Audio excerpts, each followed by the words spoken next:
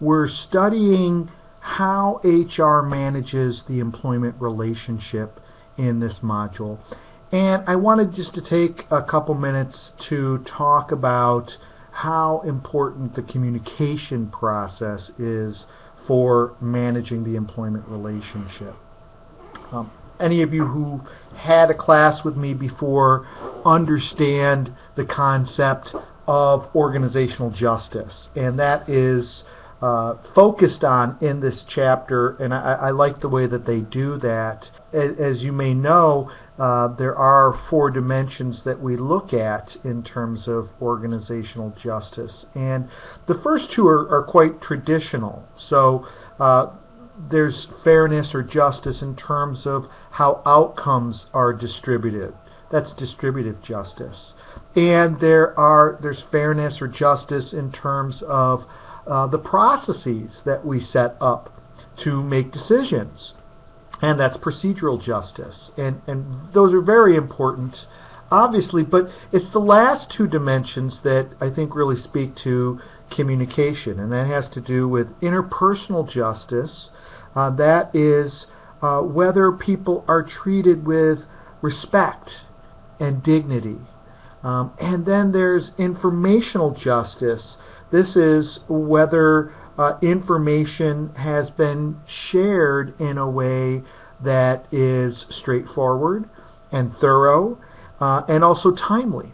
These 2 are very interesting and sometimes may be in conflict. Sometimes out of politeness we might sugarcoat facts, or we might postpone having a conversation until a later time.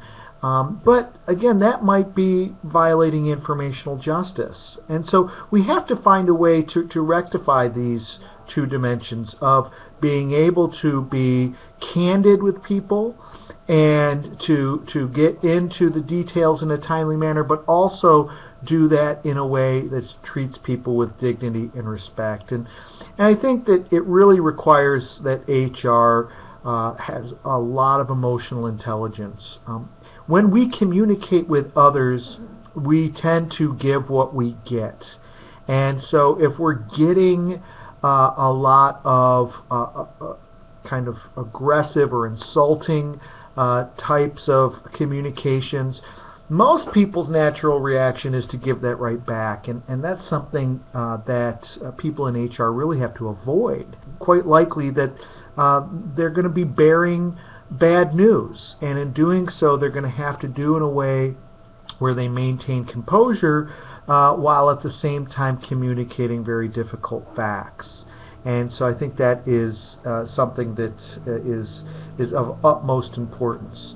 There's a lot of other things related to communication in this chapter. One other, though, that I'll touch on that in my experience is really critical in HR roles, especially executive HR roles, and that is HR often has very sensitive information that is there's a requirement that information be kept confidential.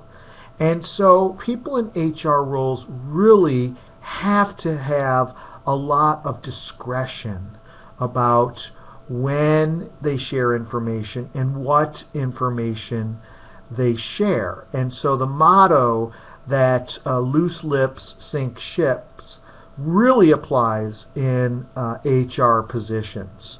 And so whether we're talking about information that might be in a person's employment record, we might be talking about health-related information, and where HIPAA controls what we can communicate to others, whether it has to do with communicating about discipline or other things. So it's very important that we thoroughly communicate policies, but when it comes to the particulars of individual employees, we really should keep in mind that we should have a need-to-know policy, and we really need to use discretion and question, is it appropriate for me to share this information? And most times the answer is going to be no. And an HR person has to be prepared to say that, even to people that outrank that HR person. Bye now.